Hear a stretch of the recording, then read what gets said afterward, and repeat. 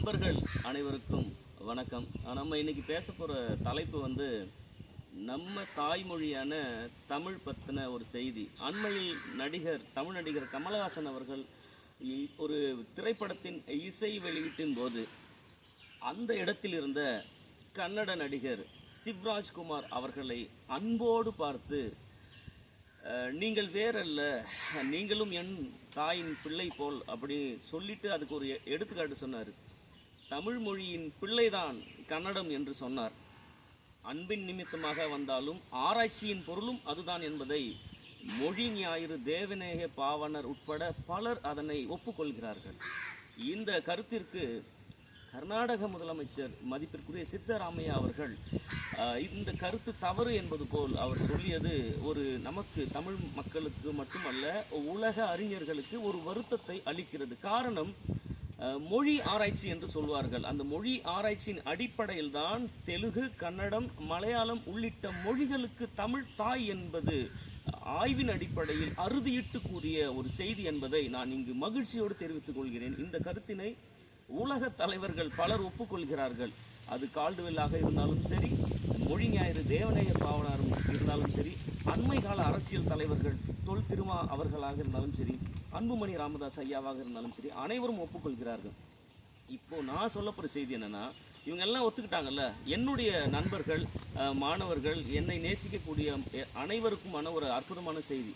நம்ம தமிழ் சொல் இருக்குல்ல, இந்த சொற்கள் அப்படியே கன்னடத்தில் எப்படிலாம் பயன்படுத்துகிறாங்கன்ற ஒரு பெரிய லிஸ்ட் இருக்குது. எவ்வளோ வேகமாக படிக்க முடியுதோ படிக்கிறேன், நீங்கள் அதை அனுபவிச்சுக்கங்க. நல்லா கேட்டுங்க. இந்த தமிழ் சொற்கள் வந்து நம்ம சொற்களை இப்படியே கன்னடத்தில் பயன்படுத்துகிறாங்க. பார்ப்போமா? பாருங்களேன். அவர் ஒரு சொல் இருக்குல்ல, அவர், அது அவர். நான் தான் அங்கே கன்னடத்தில். தமிழில் இருக்கக்கூடிய யாரு அங்கே யாரு தான். அவள், அவளு. வந்தேன், வந்தேன். நாங்கள், நாம். அப்புறம் பாருங்களேன், எண்கள், நம்பர்ஸ் சொல்கிறாங்க பாருங்களேன். 10 பேர்லாம் நான் எழுதி வச்சுருக்கேன். 1 2 3 4 5 6 7 8 9 10. 10னா 10. அப்புறம் 100 200 அது முன்னாடி அப்படியே போகுது. லட்சம் வரலும் போகுது. கோட்டின்னு முடியுது. கோடியை வந்து கோட்டின்னு முடியுது. கோட்டீஸ்வரன் சொல்கிறோம்ல, ரைட். காய்கள் பாருங்களேன். தமிழ் காய்கள் வந்து அந்த பெயர்கள் கன்னடத்தில் என்னவா இருக்குது பாருங்களேன்.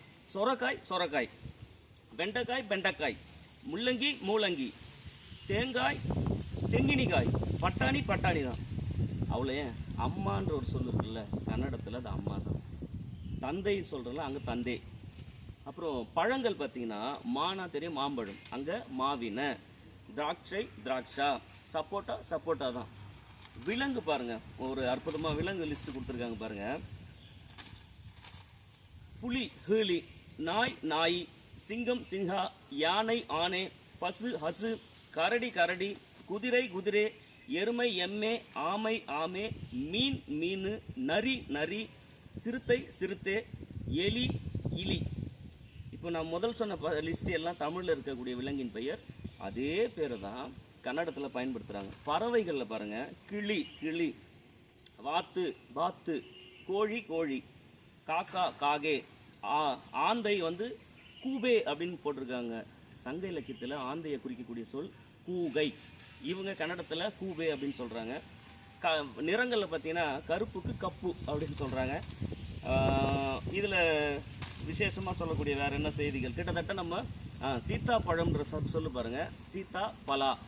இப்போது ழாவை வந்து லா அப்படின்னு உச்சரிக்கக்கூடிய நிறைய இடங்கள் இருக்குது. திருநெல்வேலி பக்கம் பார்த்தீங்கன்னா பழத்தை பழம் அப்படின்னு தான் சொல்லுவாங்க. நண்பர்களே, இப்போ நம்ம இவ்வளோ பட்டியல் போட்டோம்.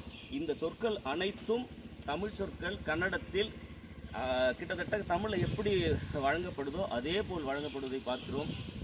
நீங்கள் மிக பெருமையாக ஆய்வின் அடிப்படையில் சொல்லலாம், கன்னடம், தெலுங்கு, மலையாளம் இந்த மொழிகளுக்கு தாய் தமிழ் என்பதில் சந்தேகம் கிடையாது. இதனை சொன்னவர் மொழி ஞாயிறு தேவநேய பாவாணர். அதை சரி என்று சொன்னவர் அவருடைய மாணவர் பெருஞ்சித்திரனார். மிகச்சரி என்று சொன்னவர் வாசுப மாணிக்கம், அவருடைய மாணவர். இதனை ஆம் என வழிமொழிந்தவர் அவருடைய மாணவர் கு அரசேந்திரன்.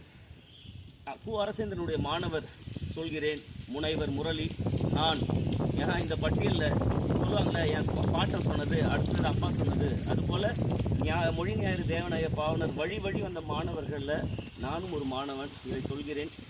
உலக மொழிகளுக்கே தமிழ் தாயாக இருக்கும் பொழுது நம் இந்தியாவுக்குள் இருக்கக்கூடிய அண்டை மாநிலத்தில் உள்ள ஒரு கன்னட மொழிக்கு தமிழ் தாயாக இருப்பதில் துளி அளவும் சந்தேகமில்லை. வாழ்க தமிழ், வாழிய தமிழர். நன்றி, வணக்கம்.